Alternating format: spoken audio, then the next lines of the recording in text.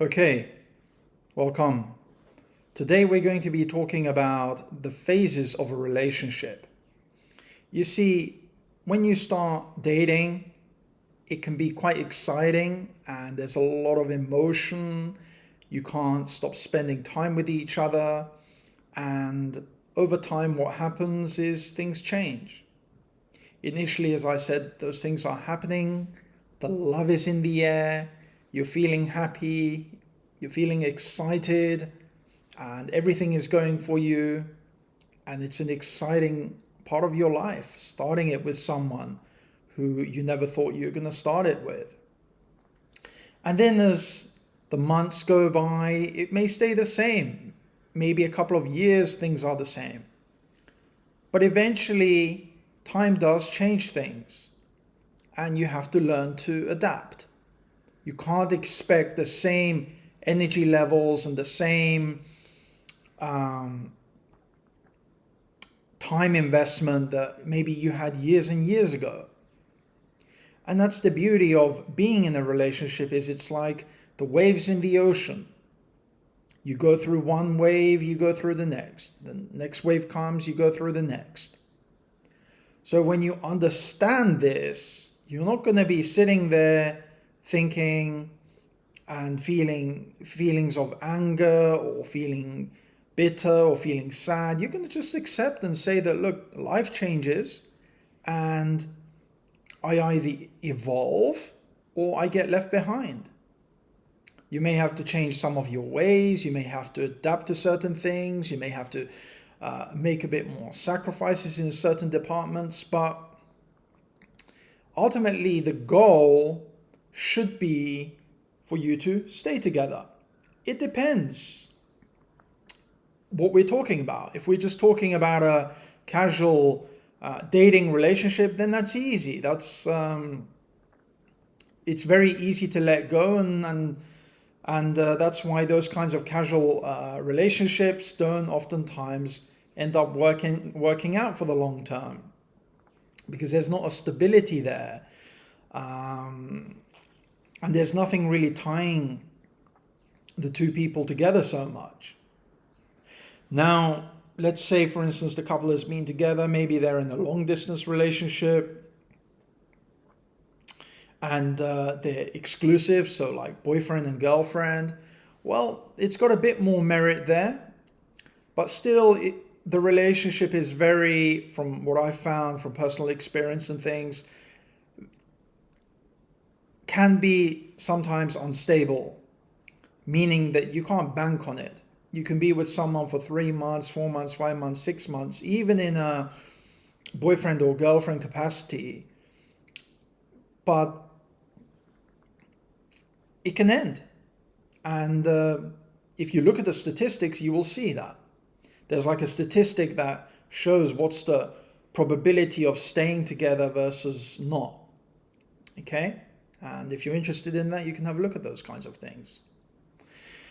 Now, as the couple, let's say they've been together for a couple of years, so maybe 3 or 4 years, they're engaged. Now the relationship starts to get a bit stronger. Now the relationship it's a promise to marriage, right? So what an engagement is in the traditional sense, it's a promise.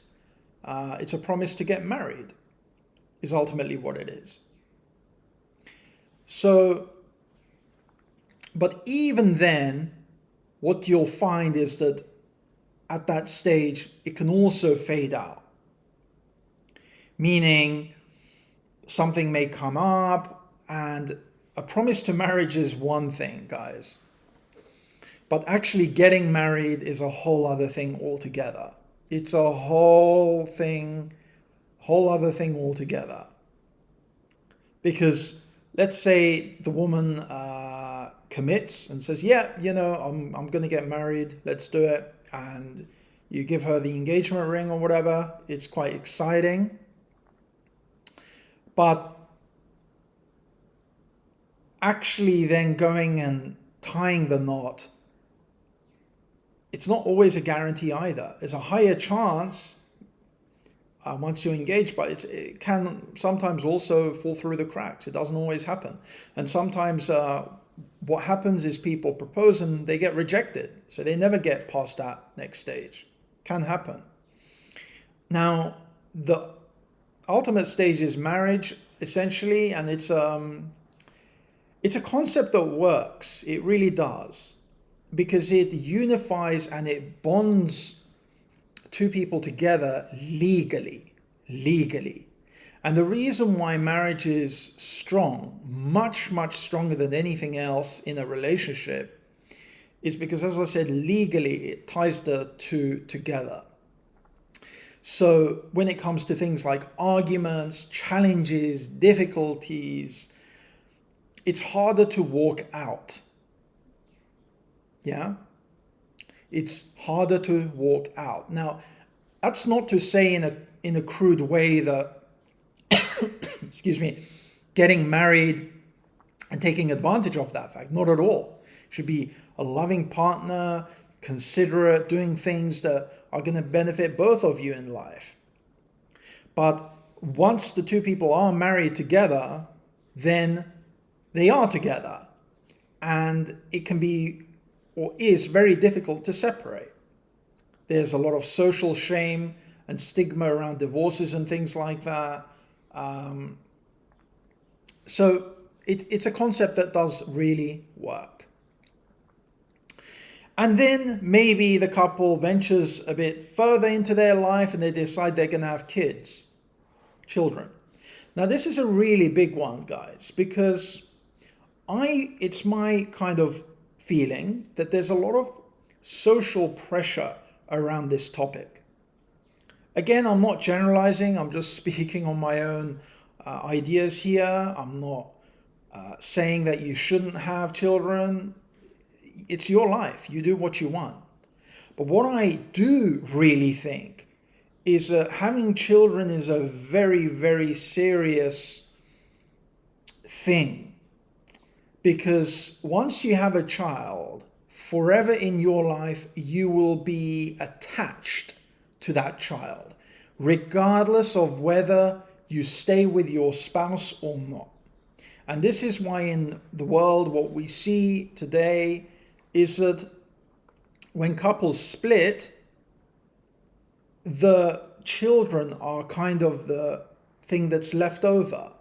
So the couple can then, it's forever awkward. They have to arrange visits. The kid has to go and visit the dad or spend time with the mom or whatever. Or it depends on who gets custody of the child in a divorce. Sometimes the mom gets custody of the child and things like that, right? But in this situation here, what it is really is that you have to think, are you ready to have a child? So a couple of questions that should go through your mind would be, if you're thinking about it in the appropriate and correct way, well, the first question that comes to mind is, do you want to have a child? Do you really want to have a child? And the second question is, if you do, why? Why do you want to have a child? You need to get clarity on this. But even crucially, question 3, are you in a position that you can raise a child and give that child a quality life? And if you're not ready, or you're not in the position that you think the child would be able to have a quality life, you should postpone it or defer it until later. Because it's selfish to have a child and then for the child to be burdened to a difficult life. Parents should be responsible and think, okay, if we want to have a child, how is that child going to be brought up? What are the expenses going to be for raising that child? All of these things. And time, time investment. How much time am I going to have to be able to spend with my kids? These days, things are different. It's not like it was 50, 60, 70 years ago, where the mum would just stay at home and take care of the kids, and the dad would go to work and earn the money and bring it home. And the mum would be like a stay-at-home wife. Things have changed. So you have to factor that in. How much time are you going to have to spend with the kids? So it's a serious point you've got to consider. And for those of you who are thinking of having a child or whatever, maybe these questions can help you to think, am I really ready to make that commitment now? Because I'll tell you something, once you have a child, you do not get a second chance. Meaning that you can't take it back. That child is there and it's your responsibility to look after it. So I really hope you enjoyed this video. I hope it gave you some advice to help you in your life if you're considering those things or you're going through different phases of a relationship. Think about it. I'm sure it can be helpful to you. As always, subscribe, comment if there's something that you want to say about this video or points that you feel like could be discussed, or even suggestions of videos that you like that I can create for you. Okay? Have a blessed day. See you next time. Cheers.